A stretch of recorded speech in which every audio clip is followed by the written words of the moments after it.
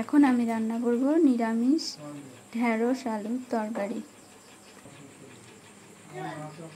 কড়াই গরম হয়ে গেছে, এর মধ্যে আমি এখন তেল দিয়ে দেব। তেল গরম হয়ে গেছে, এবারে এর মধ্যে আমি ঢেঁড়সগুলো দিয়ে দেব।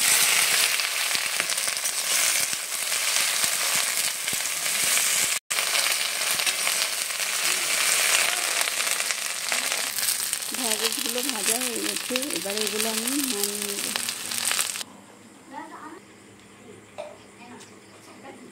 এবারে আলুগুলো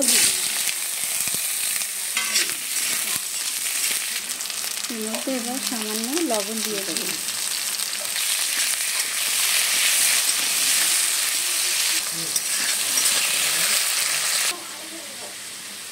আলুগুলো ভাজা হয়ে গেছে, এবারে এগুলো আমি নামিয়ে নেব। এবারে তেলের মধ্যে জিরে ফোড়ন দিলাম আর দিলাম কাঁচা লঙ্কা। এবারে আমি আগে থেকে বেটে রাখা আদা বাটা, জিরে বাটা আর ধনে বাটা দিয়ে দেবো একে একে।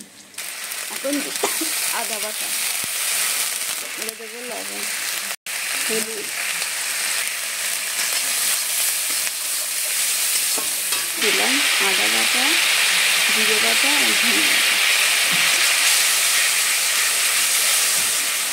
আর সামান্য জল দিয়েছি। এবারে মশলাটাকে ভালোভাবে কষিয়ে নিই।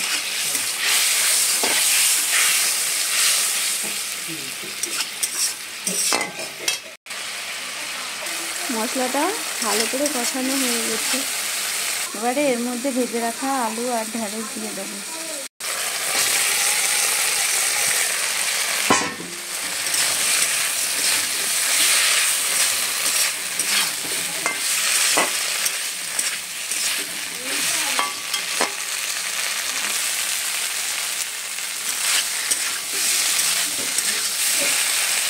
কিছুটা জল দিয়ে দেবো। আলুটা সিদ্ধ হবে ভালো করে, তাই কিছুটা আমি জল দিয়ে দিলাম এর মধ্যে।